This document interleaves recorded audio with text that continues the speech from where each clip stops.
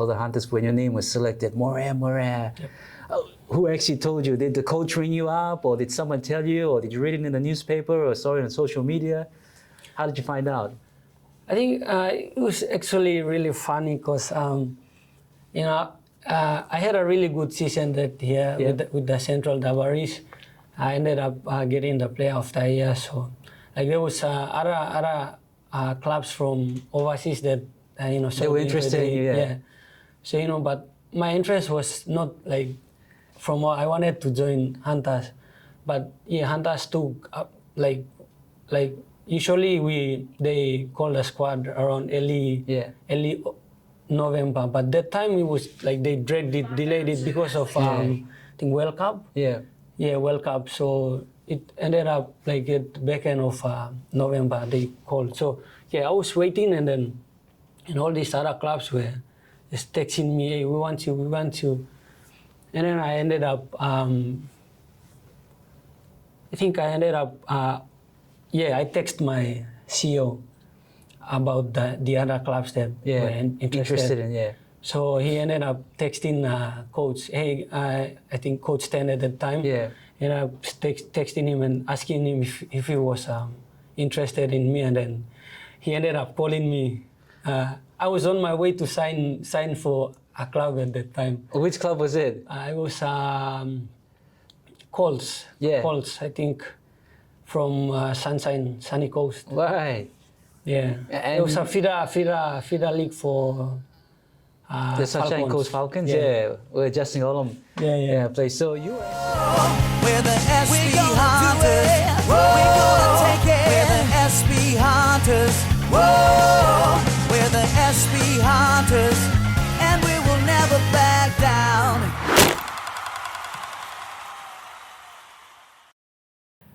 Hi, and thanks for joining us on the first ever SPPNG Hunters episode number 1, season 1 of the podcast. It's great to have your company as well, and to be part of this a podcast that we're going to be having right throughout the season 24, basically just highlighting everything and anything that you need to know about our SPPNG Hunters. And our first guest is none other than the Rookie of the Year last year's competition in the Host Plus Cup, none other than Morea Morea. So it's great to have Morea with us, chatting about his recovery. Of course, Morea was injured in last year's PM's 13, and unfortunately over the season he went through an operation, and then he's gone through some tough times in recovery as well. But it's great to have him on our first episode, talk about himself, a bit about himself. Of course, we'd love to know who is Morea Morea, and what does he do, and where does he come from. And apart from it, we'll find out how his preparation or his recovery has been to get himself back to be part of the SPPNG Hunters in season 2024. So Morea, welcome to the podcast. How are you, mate? Good. Thanks for having me. Great. It's good to see you. You're all smiles. It's good to see. That you're looking good. You look great, and I'm sure you're feeling great as well. To get yourself back. Before we talk about the recovery and stuff and everything, I'm sure your fans and people out there, they probably want to know, Morea Morea burst onto the scene, got Rookie of the Year and stuff like that. But I'm sure they want to know, people would probably want to know, where is Morea Morea from? Obviously I'm from Central. My village is Papa. It's just about 30 minutes drive from Pamosby. Basically, like it's like most people don't know. I would just say it is where the LNG plant site is. Well, if you mention LNG, everyone says, "Oh yeah, we know. It's Papa. That's the LNG site." Yeah. So, look, growing up in Papa, rugby. Obviously, I met your dad. The other time he was telling me that your family has a history at rugby league. So, growing up in Papa and then playing rugby league, just tell us a bit about how's it been? When did you pick up the rugby ball for the first time, and when did you say, look, I want to play rugby, and your competitions and stuff and everything? Yeah, I guess like my village is just like any other villages. Like we just play rugby. Love rugby. We love rugby. And yeah, I think I just grew up watching rugby. And like all my brothers, I'm the last born. Yeah. We have 5 boys, so no girls. No girls. Unfortunately. So just 5 boys. Yeah. So like all of us love rugby, and I just grew up watching my big brothers play rugby, and I just sort of came into. I just started loving rugby, and I think I started like playing like organized footy around 13 years old, but I probably like started loving rugby probably around early 4, 5, 6. Just playing backyard with plastic balls and, just getting rice plastics and then doing. Turn it into a rugby ball and then just kicking it and playing touch with it. And at that time, obviously you watch rugby league on television and you listen to it on the radio. And who was your hero at that time? Which rugby league player were you? And every time when you pick up a ball, I'm this person. Who did you look up to?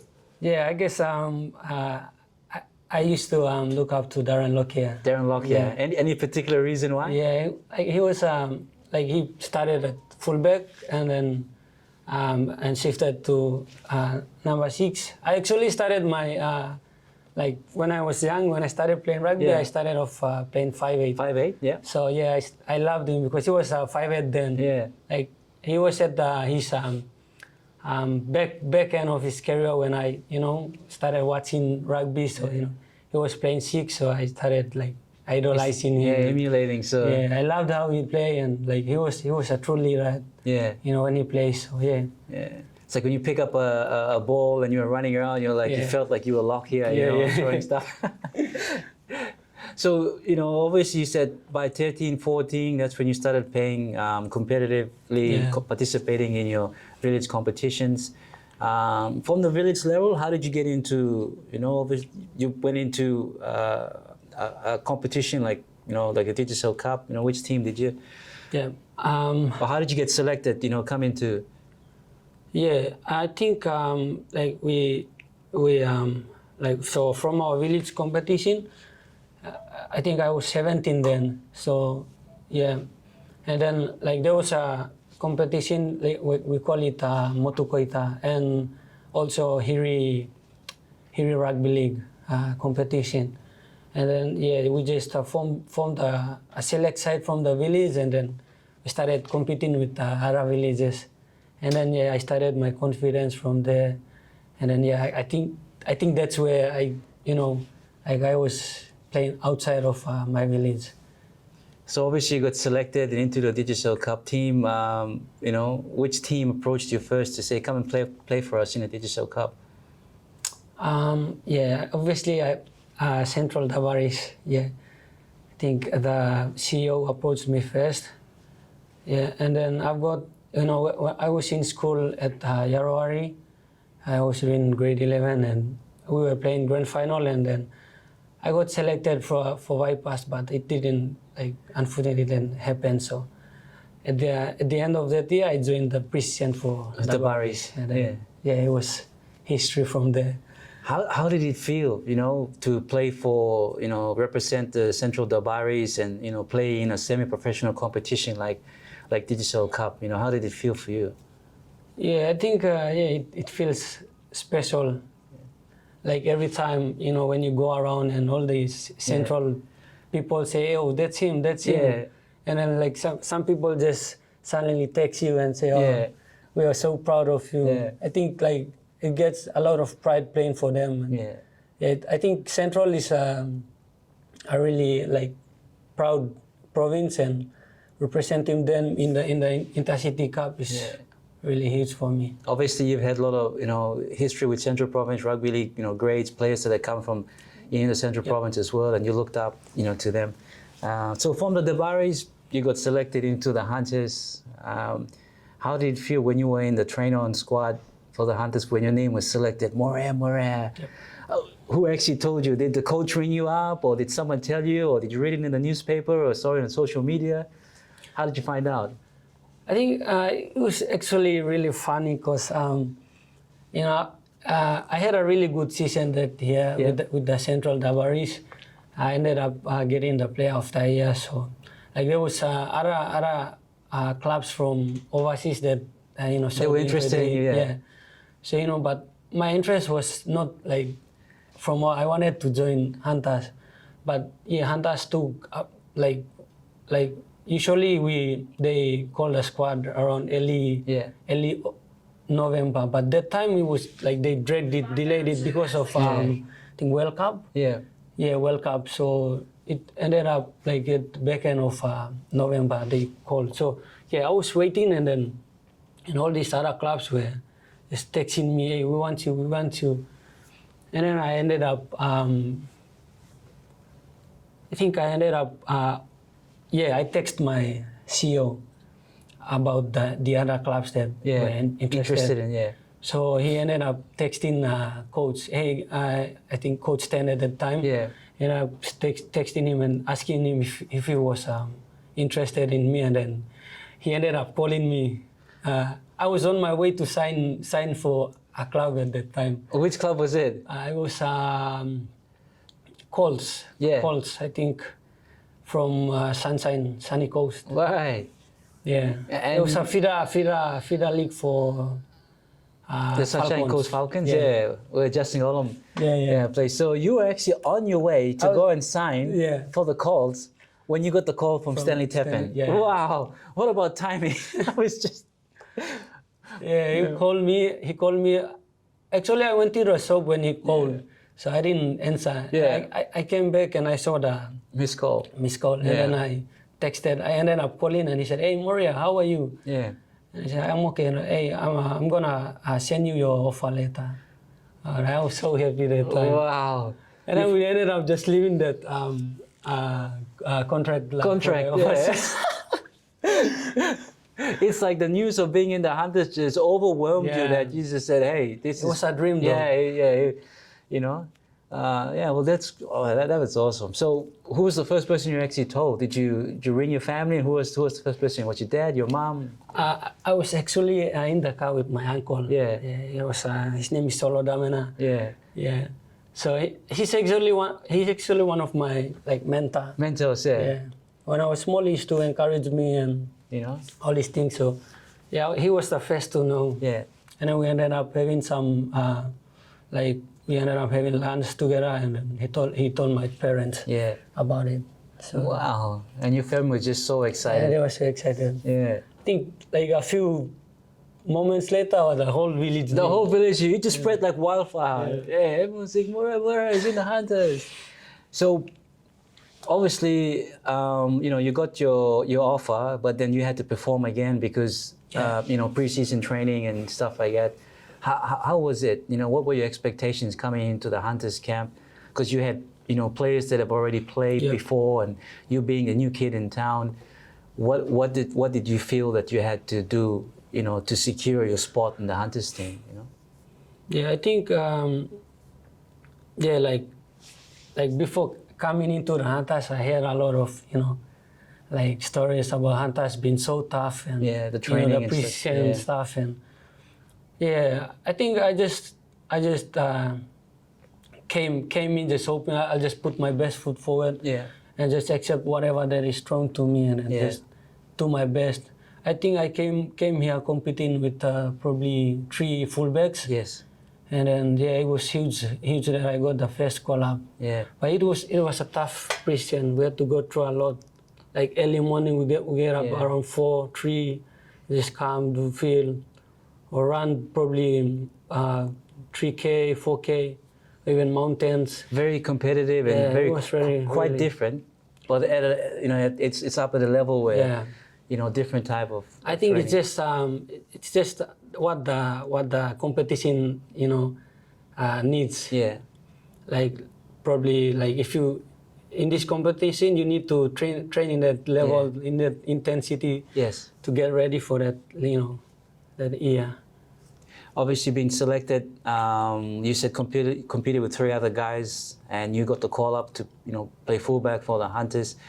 When Coach Stanley Teppen told you, Morea, look, you're the one that's going to be playing fullback for the Hunters for the season. How did it feel? We said,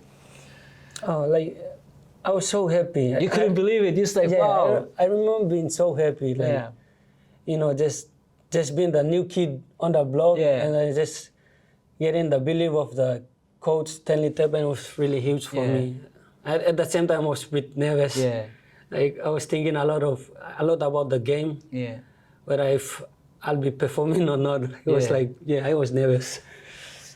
Getting into the Hunters team and you know, being part of it as well. Obviously, big shoes to fill because, you know, the Hunters came into the competition. They've won the Interest Super Cup. You know, for you and some of those new players, the expectations were set there. So, you know, for yourself personally, what did you try to do to meet those expectations? Or you decided to just, look, I'm just going to get in there. I'm just going to do what the coach tells me, believe in myself. Yeah, I guess, I think it's a really huge role. I mean, like the former fullbacks like Stagrot Amian and all those Blena Babu, you know, all those fullbacks, they really did a good job doing that job at the back. So it was obviously a huge job for me. But, you know, I just thought, no, I'm just going to be Morea Morea. I'm just gonna do what I do best. Just go out there and just play me. So I think I had a lot of belief in myself. So I just did what I had to do and what I did best. So I think it just sort of got good. Yeah, blending. First game here at Santos, running out onto the field. You know, your family, family and everyone, friends, big, huge crowd here to support the Hunters. Did you feel nervous? Yeah, I think so. Like it was my... Hey, Morea Morea feels nervous. It was my first time running out of in front of the whole PNG, wearing the #1 Hunters jerseys. It was obviously nervous for me, but at the same time I was really excited. You know, just to show what I got in front of my people, and I ended up playing a good game here. It was against the Ice Tigers. Season went on, and you're being very competitive at the back. You scored, you know, a couple of tries. In fact, a lot of good tries as well. Memorable tries. Some of the highlights, probably some of the highlight reels, you know, of the season as well. But what would you say? You know, what was the motivational key for you to get through the season? You know, because sometimes it'd be an up day, sometimes, you know, it'd be a down day. Like, you know, when things don't go right and when the team loses, obviously that would have an effect on you as well. You'd probably think, maybe I didn't do things right at the back or stuff like that. But what was the motivational key? What kept you going to, look, we didn't do it right this time, we're going to get back onto the field and do it, you know?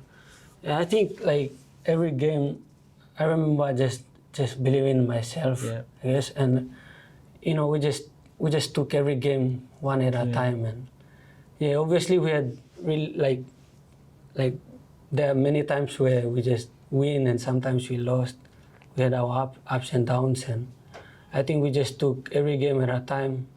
And I just personally took one game at a time, and just my self-belief was being up there. So Season went on. You were announced as the Rookie of the Year for the competition. So how did it feel when QRL named you the Rookie of the Year? Just your first season, and you know you became Rookie of the Year. What was the feeling like? It felt so good. I remember feeling so good. Like I was really proud of my performance all throughout the year, and I think everyone did, coaching staff and my family as well. And it was a really good moment for me. Things were starting to roll for you from Rookie of the Year. The PM's 13 was just around the corner. You were named in that side.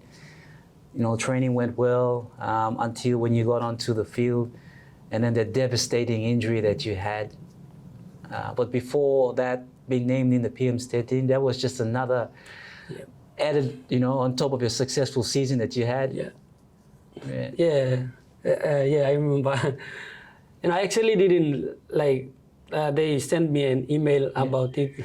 I think training was starting probably 2 days before, and then they sent me an email of my offer letter, like selection letter. But I didn't read it because it was in the spam. So I ended up getting a text from Tommy, and he said, check your email, man. Have you been reading your email? Man? Check it. But it was it was my dream to one day wear como jersey. Even it was a PM statin, but at least like at you're least representing your country. My country is really huge for me. And how did your family feel? How did your father feel? He must have been proud. Oh, he was very proud of me. Yeah. I bet the whole village was going crazy. Hey, Morea, Morea. I think the whole village watched, and after I got injured, they just lost interest. Everyone must have went out and probably bought extra TVs and stuff like that. Just to watch you. So, the devastating blow, getting injured. Just tell us through, the lead up to before you got the injury. What were you trying to do, and what sort of injury? I mean, how did it happen on the field? Because it just happened so sudden, Yeah. Yeah, Morea, the devastating injury that you had, in the PM's 13 in front of your home crowd. But just run us through that final moments leading up to it. What were you, what were you doing, trying to do on the field? And when you had the injury, what sort of injury was it? Yeah, I remember like Nixon put. Yeah. He got a really good carry, and he's good at offload. Yeah. So, I just ended up like just back up and trading. And he ended up offloading to me, and I just when I caught the ball, I just saw a really huge gap. Yeah. And I just ran through the gap, but they were so quick, and I think Cameron McKenzie, he ended up like just pulling at my back, and his body was on my leg. Yeah. And then his other teammate just came, and I was so fast that I just went through, and they were hanging at the back, and they all fell on my legs. So it's like the weight fell on top of your legs. It was sort of like a hip drop, but So like I just felt my leg being like broken. Like you just felt a snap. It just happened. Yeah, and then they would say, "Is it your ankle? Is it your ankle?" No, it's my leg. It's my leg. I didn't know it was my fibula, but I knew something was wrong with my leg, and my ankle as well. So I think the first thing that like went through my mind, like might be a surprise, but it was like the Pacific Champions. I knew I was gonna miss it, and I had a really positive chance of making a Kumals. Yeah. And I just the injury blow, that's just the first thing that, just came through my mind. And then, I think that I just thought of the precision and how long it will take me to get back. I was just, thinking of those things when I was in the field. Just lying down there, the emotional, thinking emotionally about it. And, so how did you know the extent of your injury because you obviously had to be rushed to hospital, straight from the field, straight to the hospital, and then you had to go into, I think, emergency surgery or something. It was actually like not that much pain, but we ended up cutting the boots, and then, I just saw my leg, and I knew that. Wow, they actually cut your boot off. Yeah, because when they like tried to take it off, it was so painful. Wow. So we ended up cutting it. It was actually a new boot. Well, hopefully they don't they didn't deduct it from your payment. No, I'm just kidding, man. Yeah, we just cut it, and they just rushed me to the hospital, and we just went straight to the emergency at PIH. Yeah. And then I was there for like probably an hour. They were just sorting off my papers, and they just ended up putting a slab on it. Yeah, and then they asked me if they'll admit me or not, and I said I'll go home, and then probably the next day I'll come in for surgery. They said they'll admit me for surgery. Yeah. Yeah, I ended up coming back around Sunday. Yeah. That was Saturday, so Sunday I went back in and I got my surgery on Monday. Well, your family were watching here, your family and everyone in the village in Papa were watching as well, and across the country, all your fans and everyone in here. The stadium was a shock.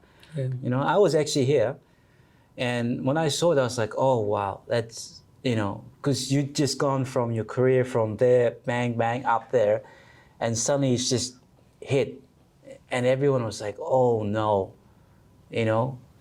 And so you went for the surgery, you know, you got that done, recovery, and, you know, try to get yourself on track. But what was going through your mind now? You said, you know, oh, you know, I've come this far, and now this injury is happening to me. What's going to happen? You know, I'm going to go through surgery. Did you think that, you know, did you have so many thoughts and things were going through your head at the time?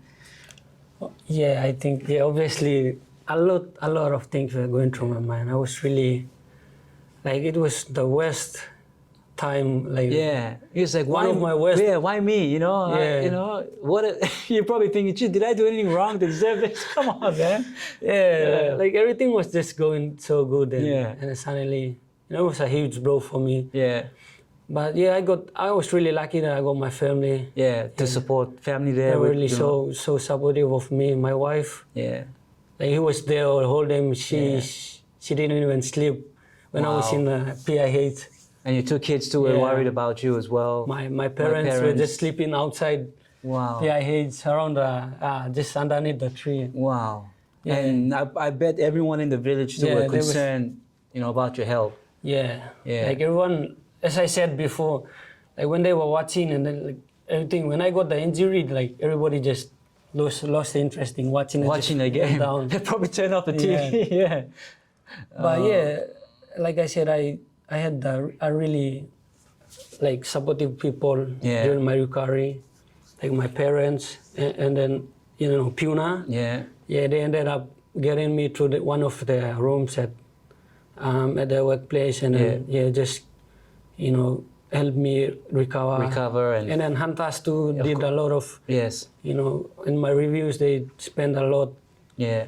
Yeah, and even when I watch games like Pacific Champion, when I come, just people just see me and come ask me, how are you? And you know, it sort of helped motivate me. Yeah, like, motivate you. You know, gave you that fighting spirit to get back onto the field again.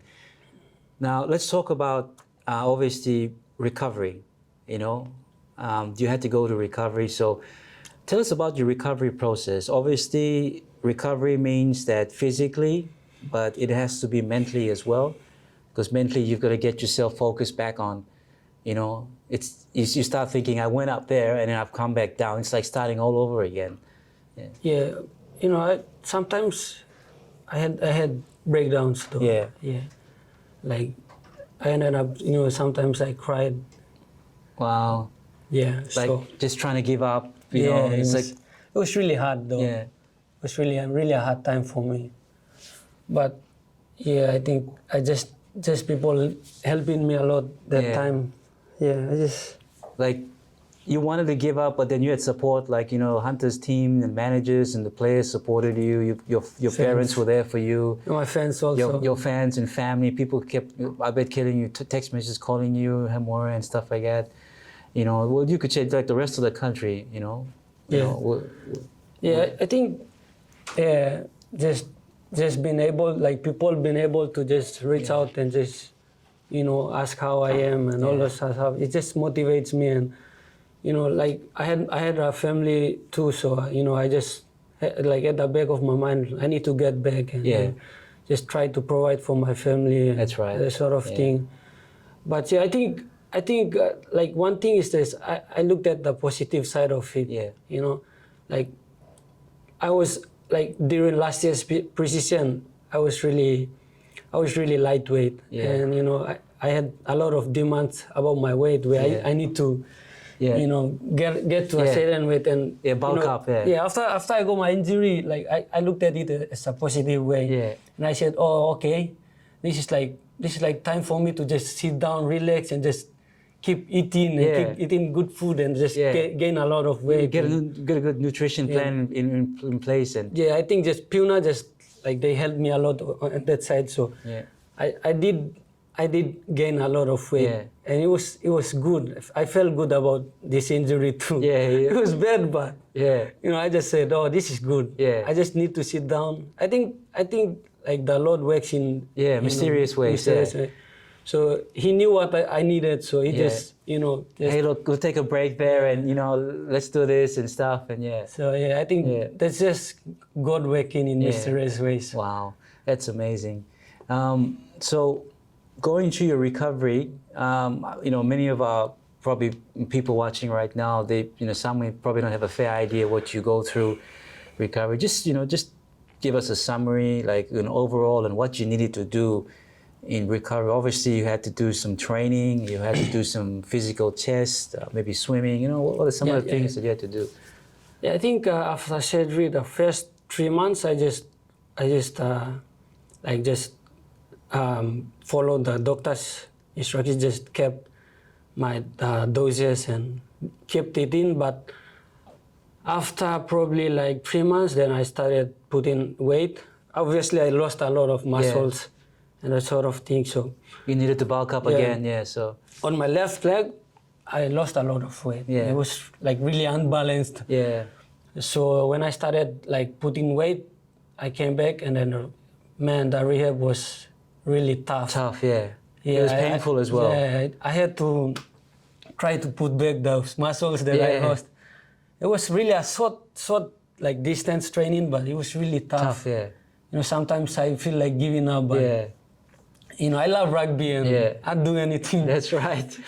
And I just kept going. I did do a lot of recovery rehab thing, just short running and all this stuff, bringing back the muscles back, trying to get the ankle range.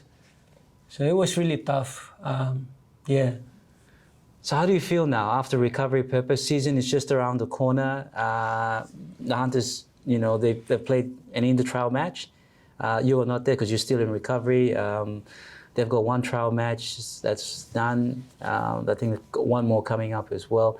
What stage are you at now to us see Morea Morea back, in the game? What stage, or when can we expect you, in one of the trials, or are you looking at down the line during the season? I don't think I'm gonna be playing any trials. But at the moment, we're looking at round one. Okay. Round one. That's a home game here, so But at the moment, I'm feeling really good, and my leg feels so good. It doesn't look like I'm injured right now. It feels so good thanks to the rehab staff. And, they helped me a lot. And as soon as possible, I want to be back as soon as possible. Soon as round one. More pushing you a lot. But it'd be so good if I'd be back for round one. Round one. But it depends on what the rehab staff they tell you. Well, that's great. Everyone would love to see you back, on the field again. You've got a bright future in play. So, what are the little things that you're doing right now to get yourself there? What are the boxes that you're ticking? I guess stay positive, eat properly, do my extras and come to gym. Just the mindset that I'm gonna be playing soon. So I'm just doing everything like a normal, like every other person does. I just do my, like if the rehab staff tell me to do whatever, I just go and do it at home. Whenever they don't look, I just do it. So I'm just right now I'm just doing everything to get back. That's great. Well, we're wishing you all the best. We know that it's a tough road that you've come by, but we know you can do it because you've reached that level. And we know that it takes discipline, focus to be an athlete. As a hunter as well. Tell us about your team. Obviously, you've got some teammates there. You're in camp with them, sometimes and most times. How has it been? Because some of those players, this is their first time into the Hunters, team as well. So, they probably look up to you. So how has it been gelling with, players in the Hunters team, especially the new ones? It's quite You've had your moments and stuff, it's quite not like sometimes like when you just come in and then you just look at those new boys and they kind of respect you a lot and it's kind of weird, but I get a lot of respect these days from the new boys, and they're just really down to earth boy. They are really good. They're working really hard at the moment. So I think it's just really weird. I feel weird sometimes. I'm not used to it though, but I feel like they look at me like a senior player. But I don't assume I'm a senior player. It's good. Is it true that some of the players, they tell me that you're like the most good-looking person in the team? Ooh. Nah, I don't think so. Who do you think is? I'd probably go Solowane. Solowane? Or Walen Tauloy. Do they look in the mirror and say, "Look, I look good. I look good"? They definitely do. Oh, that's great. So, well, Morea, look, thanks for joining us, on the podcast. It's our first episode, in season 1 as well. Down as the season progresses, we're looking forward to, having you on the podcast. Before we go, what message would you like to give to your fans out there, the people out there watching, across the country? And you mentioned you being a role model for kids who are picking up a football right now and some who are playing school competitions and stuff. What encouragement would you give to them? What motivation would you give to them, to keep them playing and to get them, Yep. I guess, like, from my experience, I think you just need to believe in yourself, just commit yourself. Just, like, for me, I just believed in myself, though I'm really, like, people tell me, oh, you're really small, or that sort of thing, but I just believed in myself, and I know you can do it too. And if you're a small boy out there, like trying to play rugby, create it to a career, you can do it. You can do it. Just believe yourself, commit to it, and put your soul, put everything into it, and it'll happen. So I just wanna say thank you to your fans, all the fans who have reached out to me on social media and stuff, and just wished me like speedy recovery and that sort of thing. I just wanna say thank you. You guys give me a lot of confidence in my recovery, and I'll be back soon. Well, we know you're definitely going to be back. And we know you're going to be bigger and better as well. You've done the hard work, and it's going to pay off this season as well. It's going to be a big season. We're expecting, big 10 games here, at Santos. So look, come down and support the boys. They need your support. And everyone out there, get on to. We've got, in fact, Morea, for your information, you can also tell the whole of Papa as well and all your friends. We've got soon we'll be launching, coming soon, our club membership. So you can be. We call it join the tribe, be part of the tribe. So, it'll be good. So look, for more information, you can go on to our social sites. We've got our Facebook page, the PNG Hunters, also on Instagram as well. You can follow Morea's stories and all the other hunters as well. And you can go to our page on the web, www.pnghunters.com. So you can go on our web and also have a look at all the information, what's happening with the hunters, when in our home games, the draws and stuff and everything. Morea, thank you for joining us on the SBPNG Hunters podcast. All the best for season 2024. Thanks. Hope you get out there and score plenty of tries for us. Thanks for having me. You're welcome, brother. Hey guys, join the hunt.